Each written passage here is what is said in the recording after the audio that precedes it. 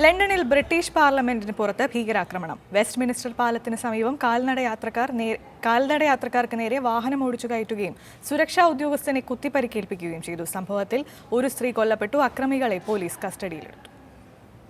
ലണ്ടനിൽ പാർലമെന്റ് നടപടികൾ പുരോഗമിക്കുന്നതിനിടെയാണ് അപ്രതീക്ഷിത ആക്രമണം നടന്നത്. വെസ്റ്റ് മിനിസ്റ്റർ പാലത്തിന് സമീപം കാൽനടയാത്രക്കാർക്ക് നേരെ വാഹനം ഓടിച്ചുകയറ്റിയാണ് ആക്രമണ പരമ്പരയ്ക്ക് തുടക്കമിട്ടത്. സംഭവത്തിൽ ഒരു സ്ത്രീ കൊല്ലപ്പെടുകയും നിരവധി കാൽനടയാത്രക്കാർക്ക് ഗുരുതരമായി പരിക്കേൽക്കുകയും ചെയ്തു. നിയന്ത്രണം വിട്ട വാഹനം പാലത്തിന്റെ അരികിൽ ഇടിച്ചു നിന്നു. വാഹനത്തിൽ നിന്നും അക്രമിയെ സുരക്ഷാ ഉദ്യോഗസ്ഥർ കസ്റ്റഡിയിലെടുത്തു.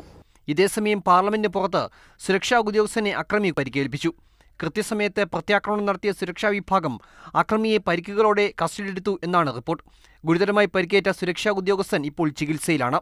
അധോസഭ നടന്നുകൊണ്ടിരിക്കുമ്പോൾ ഉണ്ടായ സംഭവം ഭീകരാക്രമണം തന്നെയെന്നാണ് സുരക്ഷാ വിഭാഗം പറയുന്നത്. പിടിയിലായ അക്രമികളെ ചോദ്യം ചെയ്യുന്നതിൽ നിന്നും കൂടുതൽ വിവരങ്ങൾ ലഭിക്കും എന്നാണ് സുരക്ഷാ വിഭാഗത്തിന്റെ വിലയിരുത്തൽ. സംഭവത്തിന് പിന്നാലെ പാർലമെന്റിന്റെയും നഗരത്തിന്റെയും സുരക്ഷ കർശനമാക്കി. News desk, Mathrubhumi news. Saudi അറേബ്യയിൽ പരിഷ്കരിച്ച നിതാഖാത്ത് പ്രാബല്യത്തിൽ വരുന്നതോടെ മൊബൈൽ ഫോൺ മേഖലയിൽ വിദേശികളെ നിയമിക്കാൻ അനുവദിക്കുമെന്ന് തൊഴിൽ മന്ത്രാലയം അറിയിച്ചു.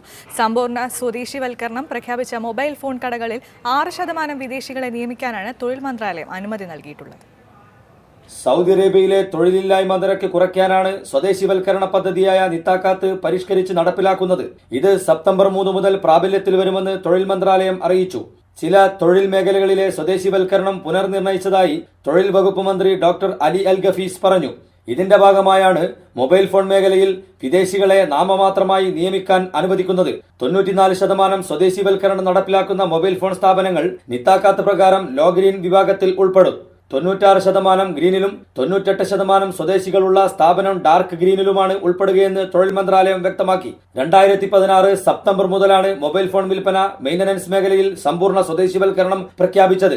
ആദ്യം 50% സ്വദേശിവൽക്കരണവും പിന്നീട് 100% സ്വദേശിവൽക്കരണവുമാണ് നടപ്പിലാക്കിയത്. സമ്പൂർണ്ണ സ്വദേശിവൽക്കരണം നടപ്പിലാക്കിയതോടെ മലയാളികൾ ഉൾപ്പെടെ നൂറുകണക്കിന് വിദേശികൾക്ക് ജോലി നഷ്ടപ്പെട്ടിരുന്നു. പുതിയ വ്യവസ്ഥ പ്രാബല്യത്തിൽ വന്നതോടെ 20 സ്വദേശികളുള്ള സ്ഥാപനത്തിൽ ഒരു വിദേശിയെ നിയമിക്കാൻ അനുവദിക്കും. പരിഷ്കരിച്ച നിതാഖാത്ത് പ്രകാരം രാജ്യത്തെ ഇന്റർനാഷണൽ ഇന്ത്യൻ സ്കൂളുകളിൽ സ്വദേശിവൽക്കരണം ഉയർത്തണമെന്നും തൊഴിൽ മന്ത്രാലയം അറിയിച്ചു. Mathrubhumi news, Riyadh. Oman central ബാങ്കിന്റെ മൂലധനം 1 കോടി ഒമാനി റിയലായി ഉയർത്തുവാൻ തീരുമാനം. ഏപ്രിൽ 1 മുതൽ ഉയർന്ന മൂലധന നിരക്ക് നിലവിൽ വരും.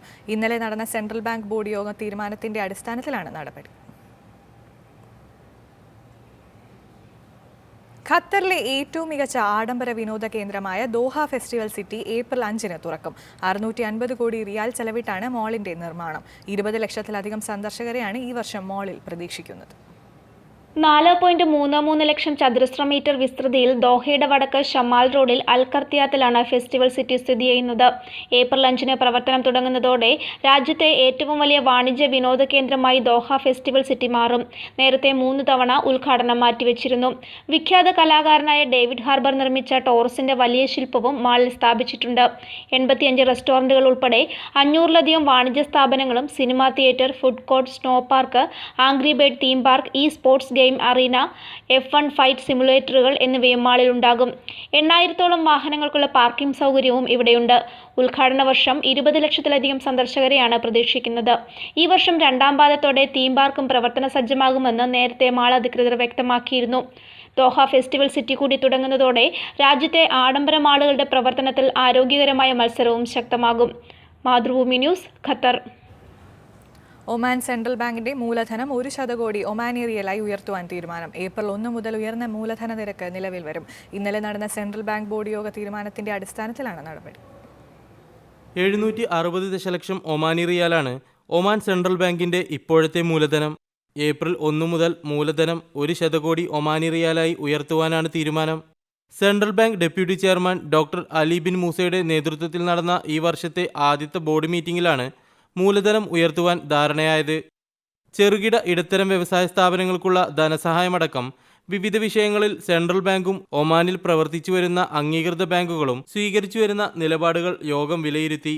കൂടാതെ സെൻട്രൽ ബാങ്കിന്റെ 2017 ഫെബ്രുവരി 28 വരെയുള്ള സാമ്പത്തിക നിലയും ബാങ്കിന്റെ വിദേശങ്ങളിലുള്ള നിക്ഷേപങ്ങളും യോഗം അവലോകനം ചെയ്തു.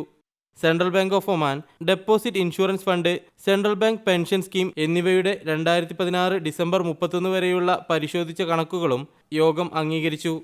സെൻട്രൽ ബാങ്ക് ഓഫ് ഒമാന്റെ സാമ്പത്തിക അഡ്മിനിസ്ട്രേഷൻ വിഷയങ്ങളെക്കുറിച്ചും യോഗം ചർച്ച ചെയ്തു. Mathrubhumi news, Oman.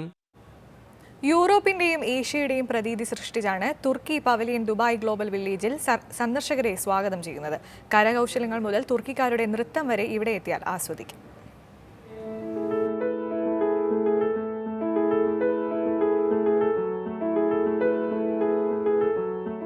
യൂറോപ്പിലും ഏഷ്യയിലുമായി നീണ്ടുകിടക്കുന്ന തുർക്കിയുടെ സാമ്പത്തിക തലസ്ഥാനമായ ഇസ്താംബുൾ ചരിത്രങ്ങൾ ഏറെ രേഖപ്പെടുത്തിയിട്ടുള്ള പ്രദേശമാണ്. ബൈസാന്റിയൻ, കോൺസ്റ്റാന്റിനോപ്പിൾ, റോമൻ, ഒട്ടോമൻ കാലഘട്ടങ്ങളുടെ തിരിശേഷിപ്പുകളുമായി ഇസ്താംബുൾ ഇപ്പോഴും ലോകത്തിൽ തല ഉയർത്തി നിൽക്കുകയാണ്. യൂറോപ്പിന്റെയും ഏഷ്യയുടെയും സംസ്കാരവും രീതികളും ഒരുപോലെ ഇടകലർന്ന ലോകത്തിലെ തന്നെ ഏക സ്ഥലം ഒരുപക്ഷെ ഇസ്താംബുൾ മാത്രമായിരിക്കും.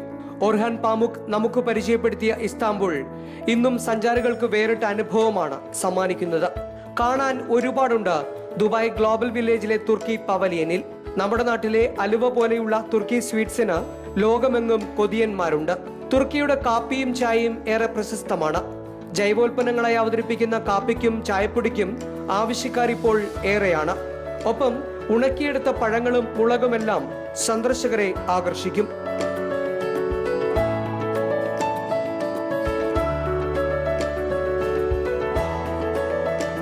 യന്ത്രങ്ങളുടെ സഹായമില്ലാതെ കൈകൾ കൊണ്ട് മാത്രം തയ്യാറാക്കിയ മനോഹരങ്ങളായ ലൈറ്റുകൾ,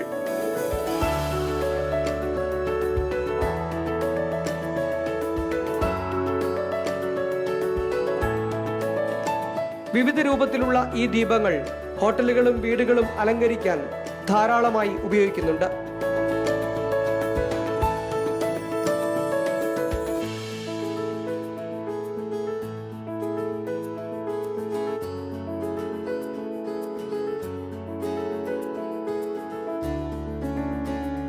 വാങ്ങാനെത്തുന്നവരെ രസിപ്പിച്ചു വിൽക്കുന്ന തുർക്കിഷ് ഐസ്ക്രീം ഗ്ലോബൽ വില്ലേജിലെ പ്രധാന ആകർഷണമാണ്.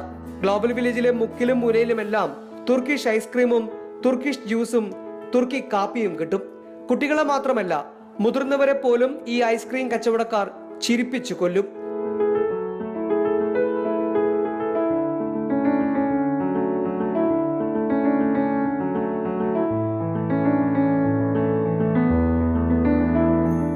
തുർക്കിക്കാരുടെ തനത് നൃത്തവും വേഷവിധാനങ്ങളും ഇവിടെ എത്തിയാൽ ആസ്വദിക്കാം. കാലിഗ്രാഫി ചിത്രങ്ങളുടെ വിൽപ്പനയും തുർക്കി പവലിയനിൽ തകൃതിയായി നടക്കുന്നുണ്ട്. Mathrubhumi news, Dubai. ലോകത്തിലെ മുൻനിര സാറ്റലൈറ്റ് കമ്പനികളും കേബിൾ കമ്പനികളും സാങ്കേതിക വിദഗ്ധരും അണിനിരക്കുന്ന മേളയാണ് ക്യാബ്സാറ്റ്. ദുബായ് വേൾഡ് ട്രേഡ് സെന്ററിൽ നടക്കുന്ന പ്രദർശനം കാണാൻ ദിവസവും ആയിരക്കണക്കിന് ആളുകളാണ് എത്തുന്നത്.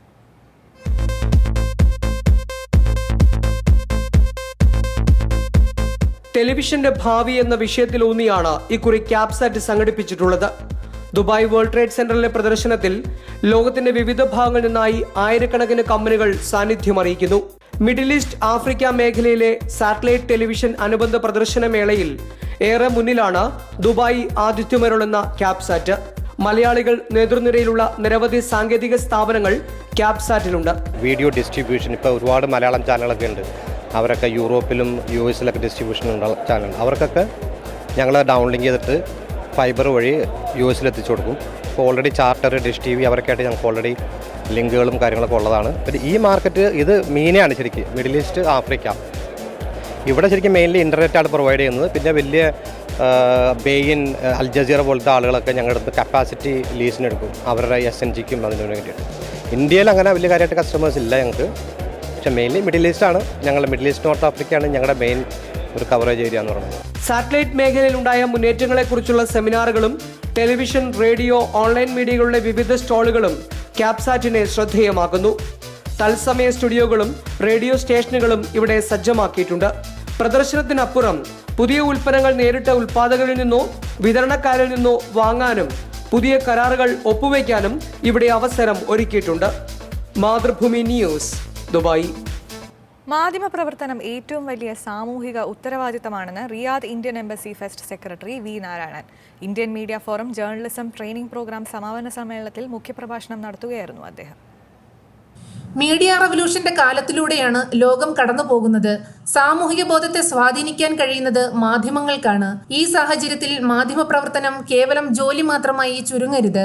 അതുകൊണ്ട് തന്നെ മാധ്യമ മേഖലയിലുള്ളവർ നിർവഹിക്കുന്നത് വലിയ സാമൂഹിക ഉത്തരവാദിത്തമാണെന്ന് വി നാരായണൻ പറഞ്ഞു. ജേർണലിസം ട്രെയിനിംഗ് പ്രോഗ്രാമിൽ വീട്ടമ്മമാർ, അധ്യാപകർ, വിദ്യാർത്ഥികൾ, ഉദ്യോഗസ്ഥർ തുടങ്ങി വിവിധ മേഖലയിലുള്ള 30 പേരാണ് പങ്കെടുത്തത്. കോഴ്സ് ഡയറക്ടർ വിജയ് നസ്രുദ്ദീൻ 20 ഭാഗങ്ങളിലായി തയ്യാറാക്കിയ സിലബസ് ആണ് 5 മാസം നീണ്ടുനിന്ന മാധ്യമ പഠനത്തിന് ഉപയോഗിച്ചത്. പ്രമുഖ മാധ്യമ പ്രവർത്തകരായ MV നികേഷ് കുമാർ, CK ഹസൻ കോയ എന്നിവർ പങ്കെടുത്ത ശില്പശാലയും കോഴ്സിന്റെ ഭാഗമായി നടന്നു. കോഴ്സിൽ പങ്കെടുത്തവർ തയ്യാറാക്കിയ 3 ന്യൂസ് ബുള്ളറ്റിനുകളും 1 ടോക്ക് ഷോയും സമാപന സമ്മേളനത്തിൽ പ്രദർശിപ്പിച്ചു. സാംസ്കാരിക സമ്മേളനം അഷ്റഫ് വേങ്ങാട് ഉദ്ഘാടനം ചെയ്തു. Media forum president Nasar Karanthur അധ്യക്ഷത വഹിച്ചു. പഠിതാക്കൾക്ക് സർട്ടിഫിക്കറ്റും ഉപഹാരവും വി നാരായണൻ സമ്മാനിച്ചു. റിയാദിലെ സാമൂഹിക സാംസ്കാരിക രംഗത്തെ പ്രമുഖർ പങ്കെടുത്തു. പഠിതാക്കളുടെ കലാപരിപാടികളും അരങ്ങേറി.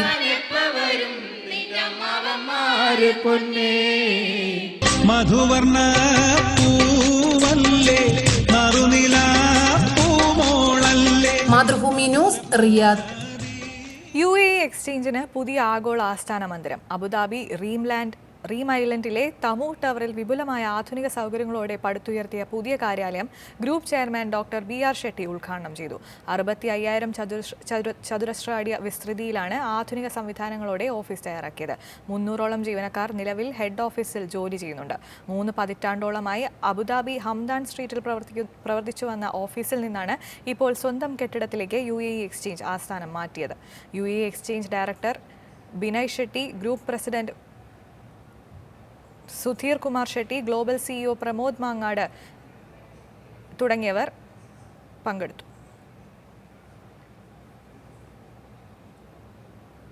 പള്ളിയുടെ നിർമ്മാണത്തിലെ ആർക്കിടെക്ചറിനുള്ള അബ്ദുൽ ലത്തീഫ് അൽ ഫോസൺ പുരസ്കാരം ബഹ്റിനിലെ അർക്യാപിറ്റ മോസ്കിന് ലഭിച്ചു. GCC രാജ്യങ്ങളിലെ 122 മോസ്കുകളിൽ നിന്നാണ് അർക്യാപിറ്റ മോസ്കിന് ഈ പുരസ്കാരം ലഭിച്ചത്. കെട്ടിടത്തിന്റെ ഇസ്ലാമിക തനിമ വിളിച്ചോതുന്നതും ഭംഗി നിറഞ്ഞതുമായ നൂതന നിർമ്മാണ രീതികളും ഡിസൈനുകളും കണക്കിലെടുത്താണ് പുരസ്കാരം നൽകിയത്.